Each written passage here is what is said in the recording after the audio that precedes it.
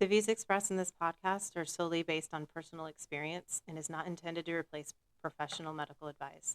Our opinions should not be taken as therapeutic advice, as this podcast is for entertainment and information purposes only.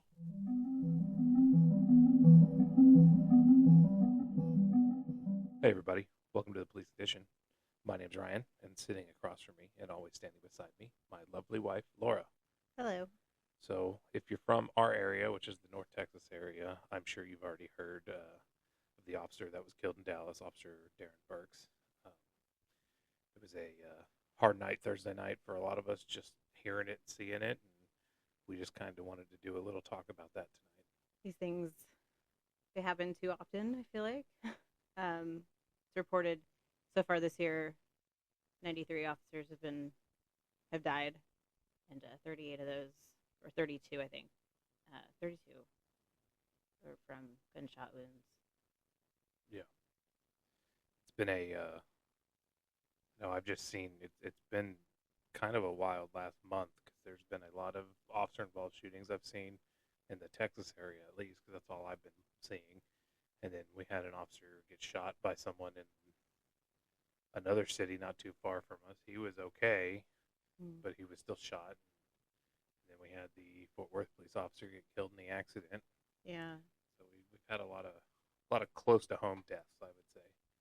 I think this one's really unique just because it was a planned attack and it was well thought out. Yeah. It's never good. Doesn't settle well. No, not at all. Knowing that, I mean, we all know we have that thoughts of there are people out there that might want to hurt us and, might want to kill us. But a lot of times you just kind of keep that in your mind and you just do your job and stay vigilant and pay attention. But then, when it happens so close to home, it really makes you think. So being out there, but just being a police officer in general, what was your first reaction to that? Like, what was your first emotional reaction to that, hearing that? I was paying attention to it on a group thing that we have that kind of we know what's going on in the Metroplex, that we share information and things. And so we knew, like, right when it happened, an officer on that let us know, and we knew that there was a car chase going up 35, and where they were at the time before the shooting happened with the bad guy. They were probably 20 minutes from where I work, off the highway. So I was at that moment in time, I was thinking if they get past the next two cities, I need to set up somewhere where I can try to get spikes out and stop this car. And I was, at that point, my mind was going to, what do I need to do to help these guys out? Yeah. Yeah. And then I saw that it stopped in a city and that the threat was terminated. So at that point, that's when you're like, okay, good, it's done. We knew the officers had been shot. And I would say maybe 20 minutes later, it came out that Officer Burke was killed, that he passed. And then we got another note saying that the other officer who was shot has passed, but then they came back and said, well, no, they got her back, and they're clinging to life right now. So I haven't heard anything else about them. I'm guessing they're still in critical, but I haven't heard any other news on the other officer. So. Carissa David was the other officer that was shot. But I've heard she was pulling through. She's pulling through? That's good. She was shot in the leg. Okay. But still, that's a very bad spot to be shot. Yeah. So. Yeah. People always think, oh, I just get shot in the leg, it'll be okay. No, you got major major arteries there that if you don't take care of it, you will die fast. Yeah. So after all that kind of settled, you're still on shift, though, kind of thinking about what happened, probably, like a lot of questions, obviously, because a lot of information wasn't out immediately. What were you thinking about? What were you feeling? We were talking on the phone that night after it happened. I think the biggest thing I was feeling was anxiety. I was feeling anxious about what happened, knowing that this happened so close. I was sad, felt sad for what happened, felt angry for what happened. All the emotions were going through. And then my biggest thing was, I want to get home. I want to hold my family right now. Yeah. It's a awful death. from the hands of somebody else who obviously was crazy and Yeah. very malicious in this, and just took a human life out of nowhere Just to do it. just to do it. Yeah. Just planned to do it. I mean, that was the problem. He planned to murder a police officer. Yeah. I think it's sad too. It's just the way Burke's life just kind of, he chose this career after being a math teacher and helping his community and being a leader in the Boy Scouts and just doing so much for people. I mean, all the testimonies I've read online is just, he's like an outstanding guy, just very supportive, very uplifting, motivating, and he wanted to help his community more, so he became a cop. And he was fresh out of FTO, and Yeah, I think they said he graduated the academy in December of 23, so he would have just been finishing his FTO, or would have just finished. I know Dallas is a little longer. Yeah. I don't really know how long theirs is, but it's not short, so he would have been pretty new. I mean, he was fresh. Yeah. And they're saying he parked in a parking lot near Oak Cliff where I think his charter school was or something that he used to work at, and he was just taking a break, and this happened. It's awful. It is. It's awful. And what you're saying was this dude pulled up to him, and they started talking, and he pulled a gun out and just started shooting him. I mean, anybody listening, get out of your damn car when someone pulls up to you. Don't let this happen to anyone else. It's horrible, but get out of your damn car. Yeah. Don't sit there in your car because you can't move, you can't react fast, you can't get to your gun. I mean, get out of your damn car when someone comes up to talk to you. Hey, and I know I've done it myself, where I've sat in my car and someone goes to talk to me. So I'm not armchair quarterbacking it. I'm saying, even for myself, get out of the damn car. Yeah. You know? So many things to think about. It's crazy. Yeah, I mean, because what is the saying I've always told you since the days of my Marine Corps? Complacency kills. Being complacent in your job will kill you. And I don't know if that's what he was doing, if he was being complacent, or it was just a freak damn accident. Even so, to think about that, I feel like even if he got out of his car, I mean, he's having a normal conversation with someone. I don't think he's expecting him to pull out a pistol. No, and I'm not saying because he's out of his car he'd expect it. I'm saying you can react better outside of your car. Yeah. You can see it, you can register it, you can move away, you can get behind something. In your car, you can't move. You're stuck in that seat. Yeah. So I don't want to sound like I'm talking bad about the man, because it could have happened to any of us. No, it's not talking about it. It's just kind of like a fair warning too. Things like this happen, and just to kind of remember those safety things. That's good. It's good to talk about. Yeah, I don't know. It's been a weird week, just doing, reading about it, and hearing about it. Just I feel for his family. I feel for his friends. I mean, yeah, I read something about, it was one of his best friend, or one of his friends was talking about just how amazing he was, or it might have even been his wife, if he was married, or his girlfriend. I'm not sure what I saw, but it was saying I just can't believe you're not here with me right now. It killed me. Because we've talked about it. That's always a fear I have, is not dying. It's not being here for y'all. I know it's something that can happen in these jobs that I do, but the worst part about it is knowing I won't be here to watch my kids grow, to walk my daughters down the aisle, if something like that were to happen to me. Yeah. Yeah, I mean, as hearing this news at home as your wife, I might be speaking for all cop wives out there, cop spouses out there, that the sound of Velcro is just the best sound in the world, because you're home. Being pregnant, I think, was tops that, where all these crazy emotions where you just sit there and cry, and it's not easy to hear news like that, and it's really hard not to take it so personal, because it's part of the Blue family. I mean, it's somebody that is a part of this culture, this community, that we all understand all these risks and the fears of dying on the job like that. It's awful when you hear it this close to home. It's hard for everybody. But yeah, I can't imagine. It's like an illness or something. You die from just cancer or like something that's attacking your body or something like that, or even like an accidental death that maybe you caused. But something like this, I think, is just far beyond the scope of understanding, you know, some person doing this, like taking control and taking somebody's life for no reason at all. Right. It's hard to. Yeah. Yeah.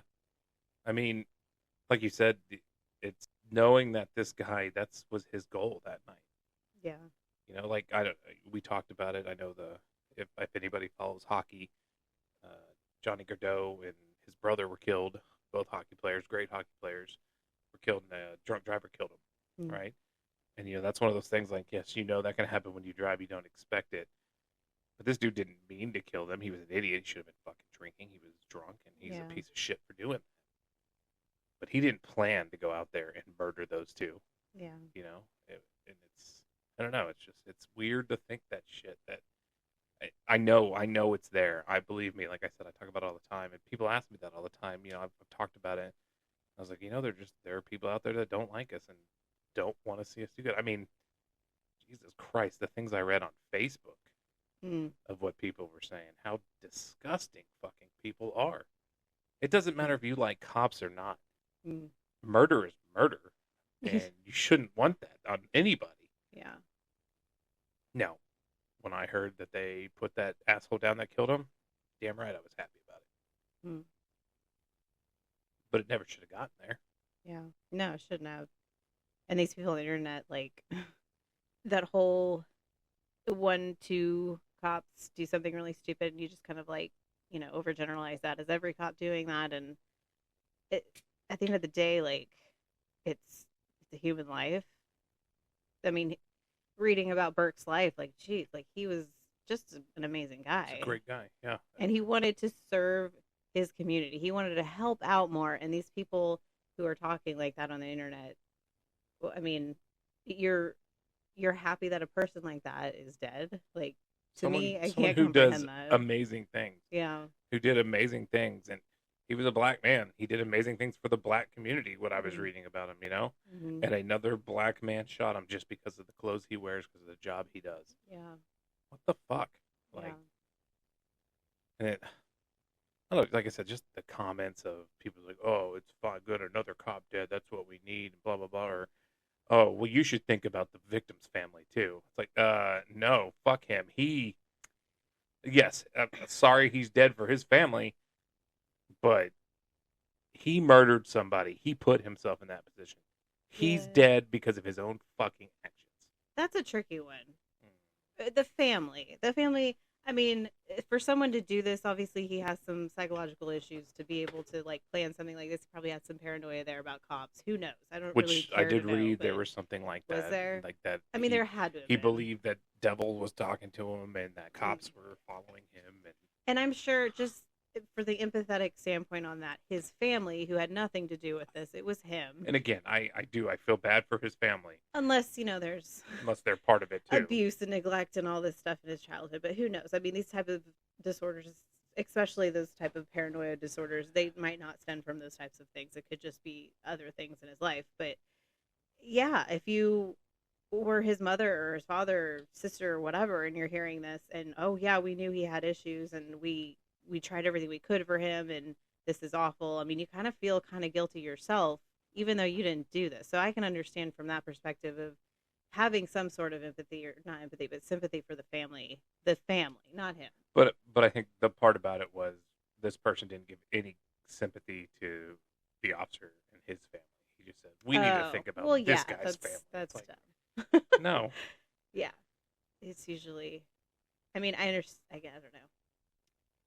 This one's a tricky one. People like that everywhere, especially, Dallas is full of unpredictable things. Dallas is full of nothing but shit. Yeah. It's a shitty city. Some parts. Most parts. But yeah. I'm angry. Yeah. I'm mad about this. I'm angry about it. You should be. I mean, it's awful what happened. It's just one of those things. Like, I want to be empathetic to everybody, but it's hard sometimes when it's shit like this.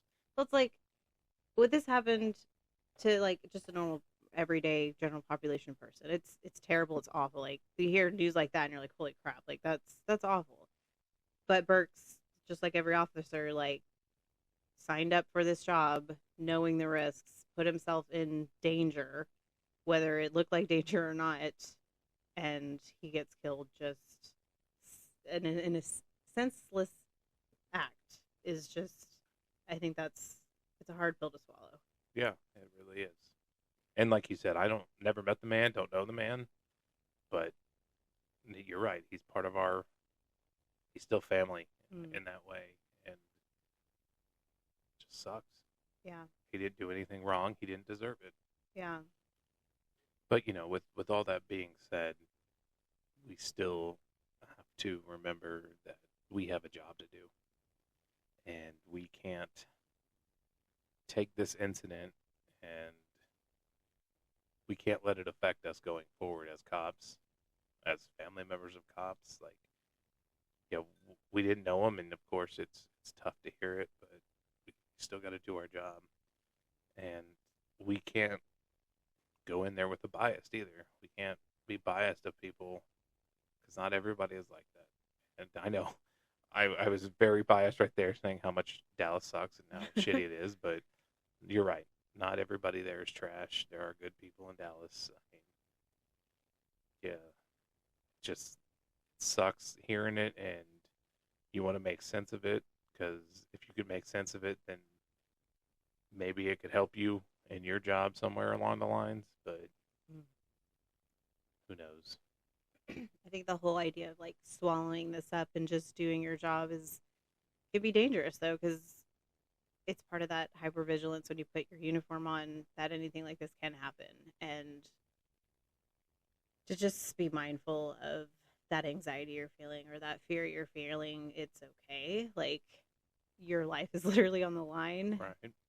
And I know with me, I definitely take that avoidant coping strategy when it comes to you leaving the house every day, where I just push it aside, because if I didn't, I would be full of anxiety the whole time you're gone, and my mind would come up with crazy things that probably weren't that crazy, but I'd be dwelling on it. And same with you. If you're every stop you make, I mean, that would be something that would interfere with your job and cause distress in your everyday life. And I think avoidant coping is a pretty smart technique to use in these situations, but as long as what you're shutting down is not super extreme.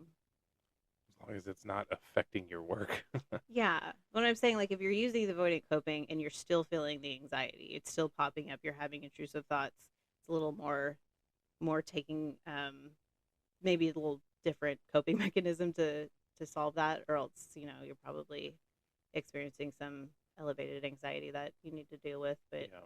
if avoidant coping is working in that, I think that's perfectly healthy. Right. So I'm not a big fan of avoidant coping, but in this instance, I think it's good. that, and if you are feeling something and you can't seem to figure it out, say it like we always do. Talk to somebody. Yeah.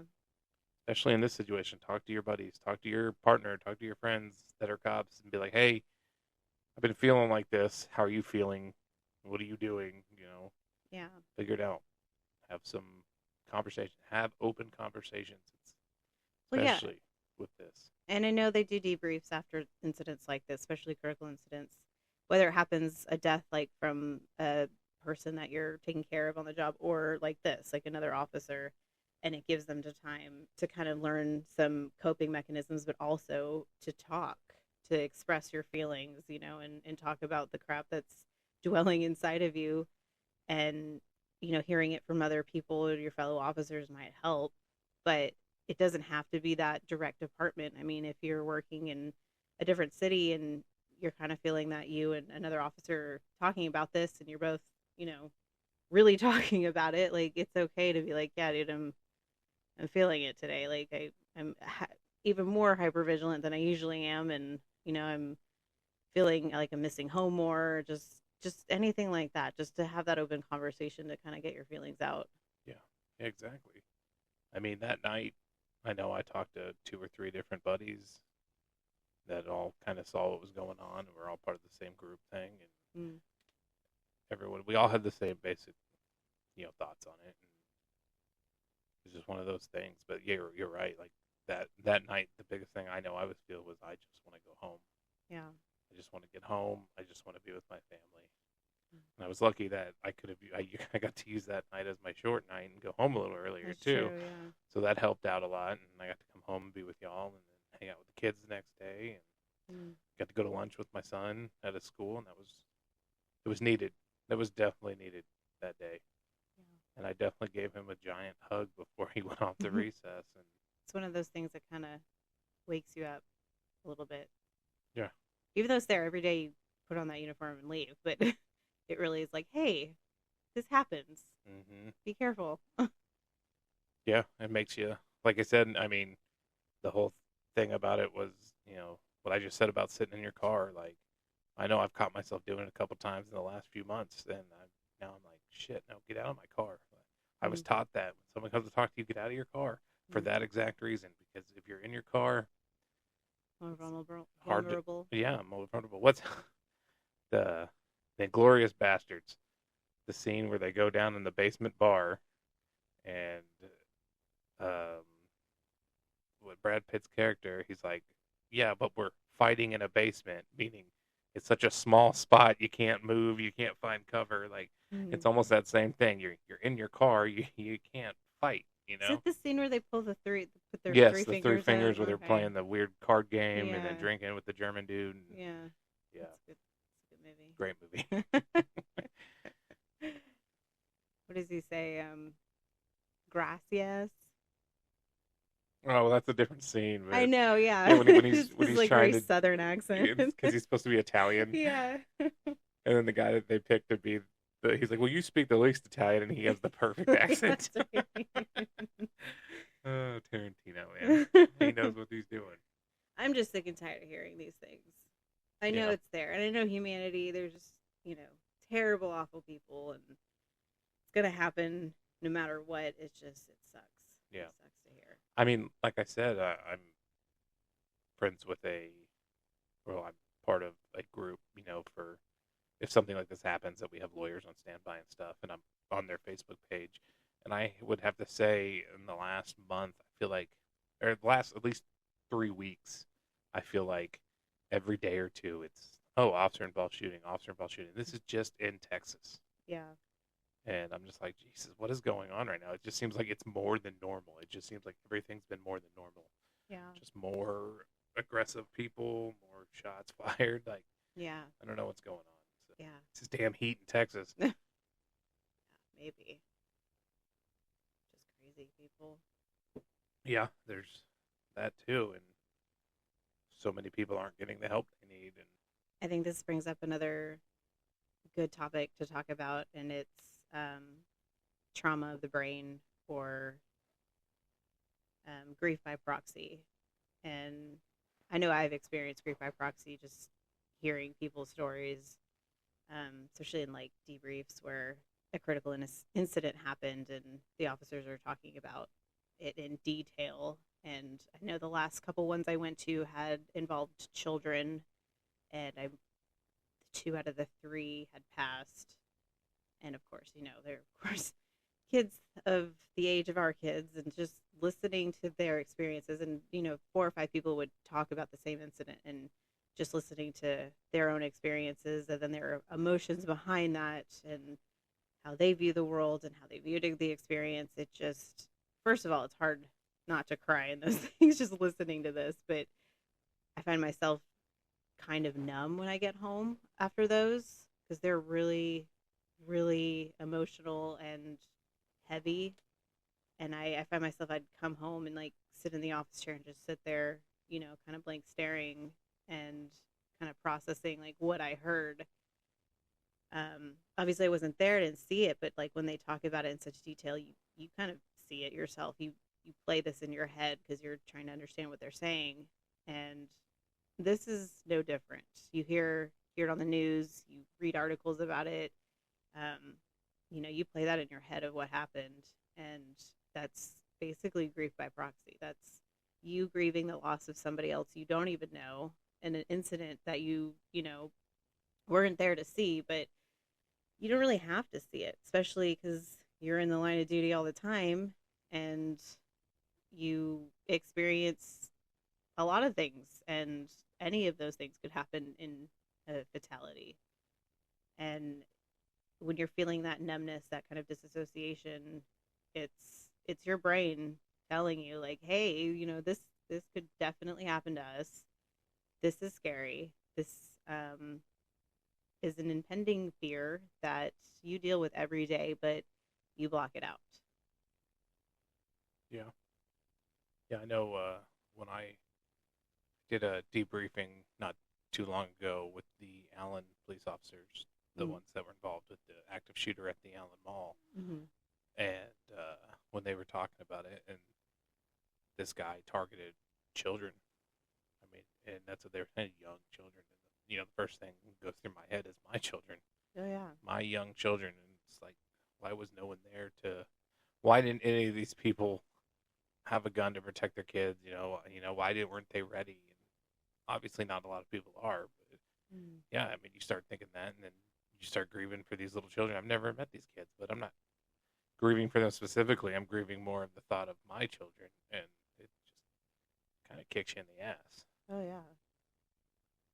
You're talking about with hearing a story about somebody else, but then kind of like putting your own life and children in that thought process. That's definitely something I thought of too, and hearing this news too, because it's being like the wife getting that call or that visit at home, and like, this has happened, or not even that, just like seeing it on the news probably before anyone else told me, and going through that whole process of shit. Yeah.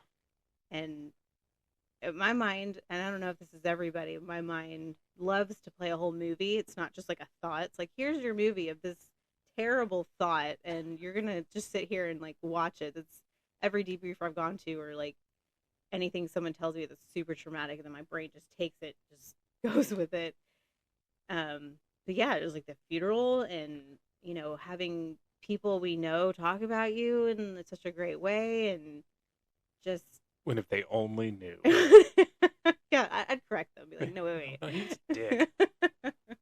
No, it went down to even like laying in bed by myself with you not there. And when you were in the Marine Corps, I always had like something of yours whenever I went to visit you. So to have like a hoodie or something to bring back with me, like the side of your bed would probably have something like that.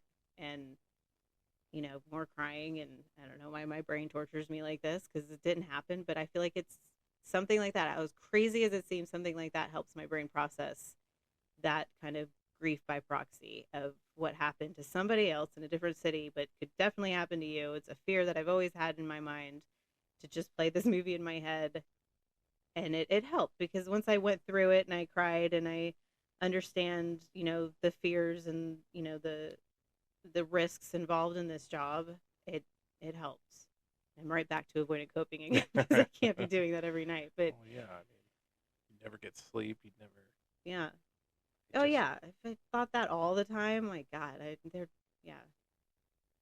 terrible. Oh yeah, I can't even imagine. Like, I do my own avoidant coping when it comes to the job, just because I need to continue. But yeah, just the thought of on your aspect of it. It's funny. It's like, I know you've told me this, but I don't really think about how you do that. Because it doesn't. I think about my stuff, but I don't really think about how you would cope with it, avoid it.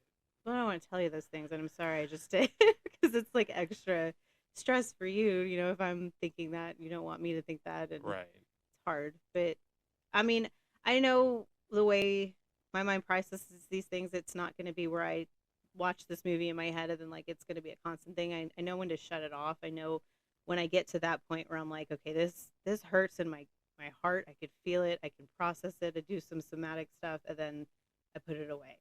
Yeah. It's not always there. Thank God it's not always there. So I can put it away, but it does suck when I have to do that. But I know it's needed. Right. Yeah. And then you come home, I'm like, oh, he's home. Ew, gross. Ew, gross. Get your dirty hoodie off the side of my bed. This thing stinks. It was cool for a minute. Now it's gross. Go take a shower. You stink. But no, I mean, it affects, the family too. to hear it, and definitely my condolences to Burke's family and everybody who ever knew him, because it's super tragic and should have never happened. Senseless tragedy. Yeah. Yeah. Yeah. You know, it's kind of in the same aspect, I guess. Like when we're talking or whatever, we're texting. You tell me, like, the kids will say something like, our son will be like, "Oh, I really miss Daddy. Like, when do I see him again?" And, or my daughter, "Where's Daddy? He's at work. You know this." But you know, and even our youngest one, you know, you can tell when she's been missing me, because when she sees me, she just, the way she lights up differently than normally seeing me, and Yeah. you know, and just thinking that stuff and thinking like, if I was gone, she'd never have that light up in her face again, and have trying to explain to them why something like this happened, Yeah. especially that young. Because how do you explain that to someone that Just the different ages too, because our son is at that age where he would understand, and these would be a whole new emotions for him and a loss. young? Yeah, It's hard. it breaks my heart thinking about it. Like I said, that's my biggest fear. It's not the fear of death. It's the fear of leaving the people I love. Yeah. Mine's the fear of you leaving. It's hard. And you know, get in the car. You can get in a car accident. I get that. I Right. get those stupid Well, like statistics. like I said earlier whatever. about the hockey players. You know, Yeah. the two pro Yeah. players. The one just had a baby or had a baby on the way. Yeah. That baby will never know their father. Yeah.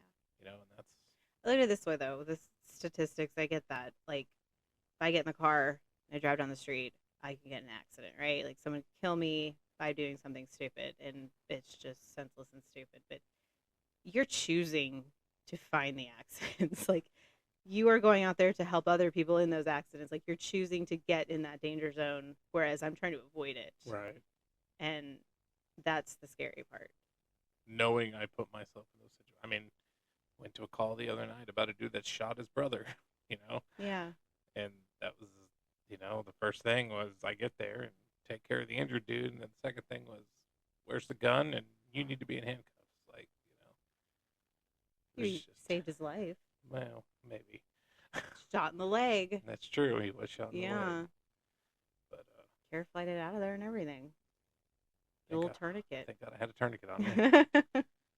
Just hold it with your hands. Well, that's funny because the brother had like a makeshift piece of T-shirt wrapped around the dude's leg. It's like, I don't know if that's doing much, but at least you tried. Better than nothing, yeah. Yeah. I mean, simply putting on your uniform is dangerous, and a lot of people don't like that. So, just seeing you in a uniform could cost you your life. Right. Well, that's one of the biggest things I've always said about having a take home. That always worries me. Yeah. So people see that and like, oh, well, I don't like cops, and I know where he lives now, so that's always kind of scary too. But thankfully, we don't live in a crazy crime-ridden neighborhood, but you never know what could happen. Yeah, people drive by all the time that don't live here. Like we talked about that one weird methed out dude that came by, you know. So I think a lot of times people are just harmlessly crazy, but you just need the one. Yeah. I mean, you don't know who it's going to be. It could just be, like I said, that random one. Just a lot of thoughts going through our heads right now. It's a lot of grief, a lot of anger, a lot of sadness, you know, a lot of anxiety. Just remember, there are people there that will talk to you, that can help you if it's affecting you that bad. I mean, yeah, this is fresh in everybody's mind right now, and of course, it's going to have a little bit of an effect. Well, yeah, don't feel dumb that, this happened to somebody else in probably a different city than you work in, and I shouldn't be feeling this way, but grief by proxy is definitely a real thing, and you are in the same line of work that these things can happen to you, so it does get very personable, and again, we're all part of that blue family, so it's tough. It's hard. It's very hard to get through sometimes. That is, and just know you're not alone. Like I said, anybody will talk to you. We'll talk to you. I'm sure you talk to your buddy that's sitting there. He's probably had the same kind of thoughts. So be mindful, be vigilant, pay attention to what you're doing, be safe. But if your mind's not in the right place, you're not going to be safe. You got to keep your mind in the right place also. So. And try to be mindful too when you do come home. I mean, I talked about having debriefs and coming home and just staring into nothing. Like, that's your down. Your nervous system has been peaked, and now probably more so than ever because of this happening, that when you do come home and you're playing the video game a little too long or drinking a little too much or just staring off into oblivion like I did, take notes of that you are experiencing something that is, it's terrible to hear, but it's also part of your job. So not only the parts of your job that make you so hypervigilant and ready for action, your nervous system is going to counteract that with the downs. So, play the video game. I'm not saying don't drink, but just watch how much you're drinking and how it's affecting you. Because if you are drinking too much or playing the video games too much, there's something going on. Yeah. And I get to the root of those things. Very much so. And hug your families a little tighter. Definitely hug your families a little tighter. I know I did. I know I gave everybody some big hugs. So, well, we know this was a kind of tough episode tonight, and we do appreciate y'all listening. Officer Darron Burks, badge number 12543, end of watch 8/29/2024. Till Valhalla, brother, we've got the watch from here.